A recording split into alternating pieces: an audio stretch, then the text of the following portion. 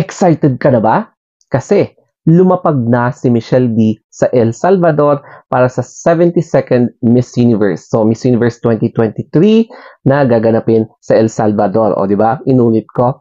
And ngayon, marami ang nakapansin sa kanyang outfit. So, kung mapapansin nyo, parang denim yung fabric niya. And yes, denim nga talaga. So, sa lower part, yung pinagtagpi-tagping mga jeans, kumbaga yung pantalon na binuklat, naging skirt, yung mga ganun na design. Very unique talaga. Hindi yung typical na pageant cocktail dress na sinusuot ng mga previous candidates ng Philippines. And yun yung mga sinuot ng mga kasama niyang competitors from other countries na naka-cocktail talaga sila.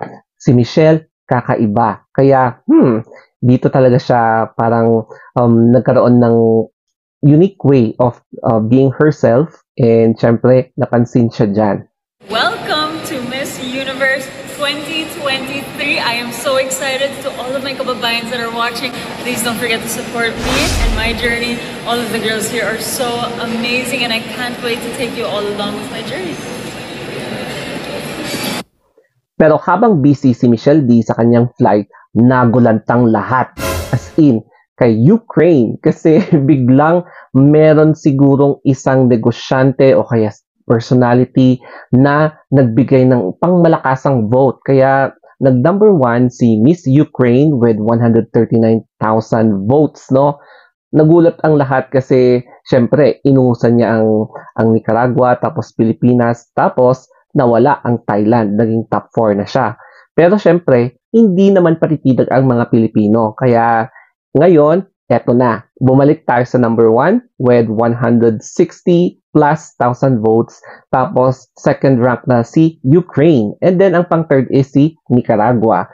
So, hindi natin alam baka mamaya or bukas, meron na naman biglang magkakaroon ng isang pangmalakasang bagsakan ng votes. Kaya, huwag tayong patitinag. Nakakalungkot lang, no? Kasi merong isang pageant page na pinagtatawanan ang outfit ni Michelle D. Nakakalungkot ito kasi hindi lang Philippines ang pinupuntiryan niya, kundi pati na rin ang Nepal. I'm not sure kung paano ito mai-report. It's because parang gawain na niya ito since noon pa. Pero, syempre ang mga Pinoy, kindness campaign ang pinairal natin.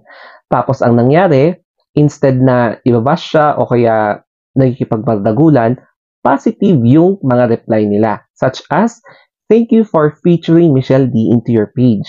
We are glad that you consider Philippines being a security guard that highlights safety and security, mga eme-emeng ganyan. Diba? So, ang gaganda ng mga response and good job kasi kindness campaign, positivity, and iwasan muna natin ang toxic negativity kasi mukhang isa sa mga pwedeng criteria ay yung mga behavior ng mga pageant fans of a certain country. Hindi lang naman yan nababalita ngayon noon pa. Parang may napapabalitang ganyan na eksena noon na pwedeng i-consider yung rascal behavior ng mga pageant fans, yung mga ugaling kanal na pwedeng maapektuhan yung image ng isang candidate. Kaya iwasan muna natin ang pagiging toxic. So, ganito dapat yung gagawin natin. In any case, may ibang lahi na sasabotahe sa atin.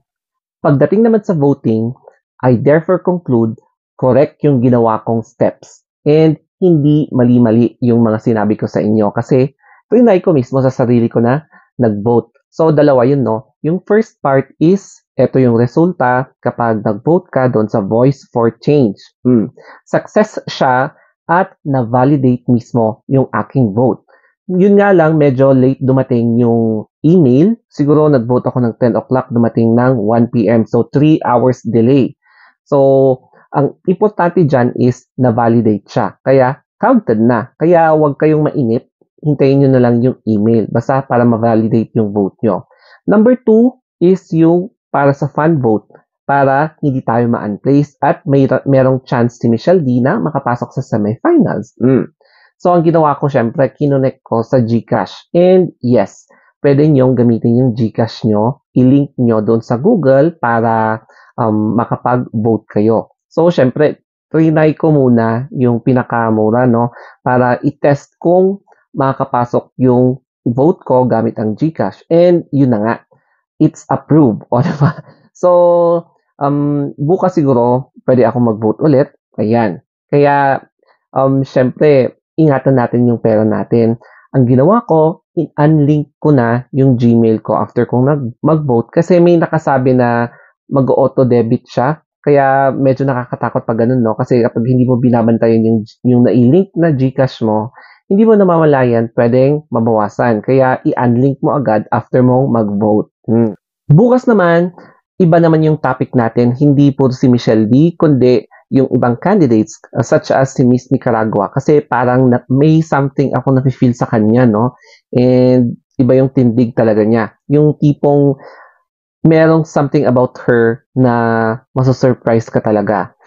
And syempre, yung isang pageant vlogger na parang hindi na siya nag-vlog, iba na yung bina-vlog niya. Parang ang dating ng vlog niya is nagiging love guru na siya or about women, yun yung mga women empowerment, yun yung mga naging topic niya lately sa kanyang TikTok. And hindi na siya nag-upload sa YouTube. Di ko alam kung bakit.